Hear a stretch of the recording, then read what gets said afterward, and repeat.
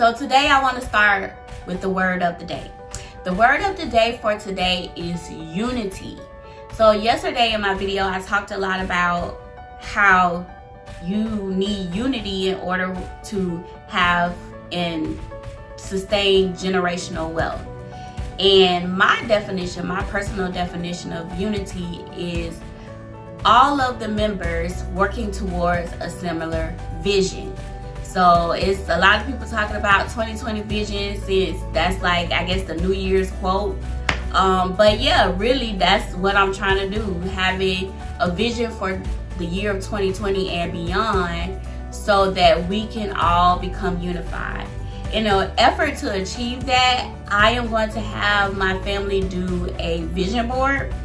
So we have all the materials, but right now my husband's out of town on a coaching convention, a football coaches convention. So sometime this week when he comes back, we're all going to get together and sit down and create a family vision board that is, yes, directed by the parents, but it's going to have a lot of input from the kids, because again, the whole goal is for them to take the vision on. So I want them to be a part of coming up with the vision. I also want to talk today more about the 5 dysfunctions of the team that I introduced yesterday. So for this time period, well, let me take a step back. Let me tell you what the 5 dysfunctions are.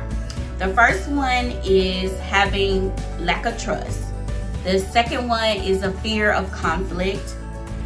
The third one is lack of commitment. The fourth one is low accountability, and the final one is having an inattention to results. So these dysfunctions were developed for organizations, but what really is an organization? Just a group of people trying to sell products or whatever. And so I feel like I can apply this to my family, and I think he actually has a book that is 5 dysfunctions of a family, to be honest. But for me, I just want to think of this as an organization, as my family, as an organization of people who are trying to achieve a result. And so so the way that the dysfunctions work, they build upon one another. So for instance, if there's no trust, then it's hard to have conflict. So that's why if you don't have any trust, you have a fear of conflict. If you trust somebody, then you know you can bring to the table conflict and it'll bring you together instead of like separate you, so on and so forth.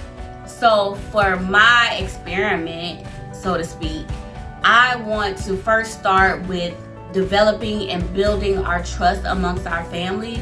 So our first step, I don't know exactly what I'm going to do yet. I wrote some things down, but I'll have to let you guys know tomorrow what I'm going to do.